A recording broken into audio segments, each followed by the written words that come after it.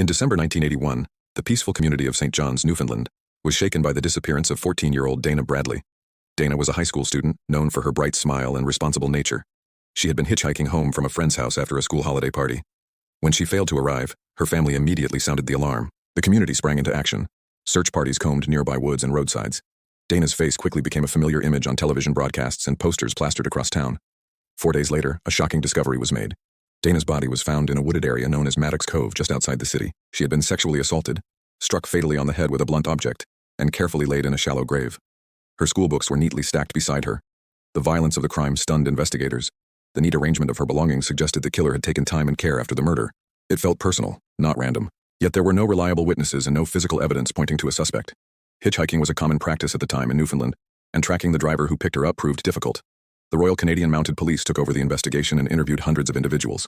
In 1986, a man named David Grant Somerton confessed to the murder. His statement was detailed, and he even led authorities to a location where he claimed Dana had initially been buried before being moved.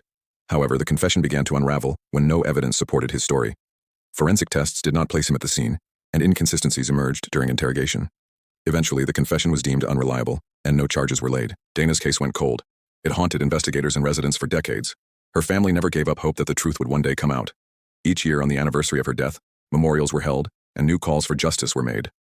Then, in 2016, a possible breakthrough reignited interest in the case. A man came forward claiming that when he was a child, he had witnessed Dana's murder and that her body had been buried in a different location. He claimed his family had connections to the crime and even provided directions to where the remains might be.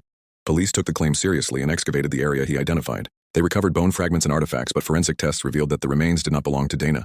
DNA analysis confirmed they were from an unrelated historical burial. Once again, the case hit a dead end. Over the years, several persons of interest have been interviewed, but no arrests have ever been made. New forensic technology has been applied to old evidence, including DNA testing and soil analysis from the crime scene. Still, none of the leads have panned out. In 2021, the Royal Canadian Mounted Police reaffirmed their commitment to solving Dana's murder and asked the public to come forward with any information, no matter how small. Dana's case remains one of the most haunting unsolved murders in Canadian history. Her death sparked changes in public attitudes toward hitchhiking and safety for young people.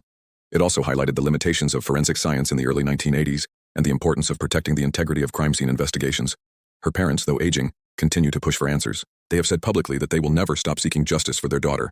In the decades since Dana was killed, dozens of theories have been proposed, including the possibility that the killer was someone from the community who managed to evade suspicion. The original detectives who worked the case have retired, and several have passed away. A new generation of investigators now holds the file. They are working with modern forensic tools and outside experts to reevaluate the evidence. Her memory remains a symbol of unresolved pain, and the hope that one day her killer will be brought to justice. Dana Bradley's murder remains unsolved. No arrests have been made. The case is still open and under active investigation.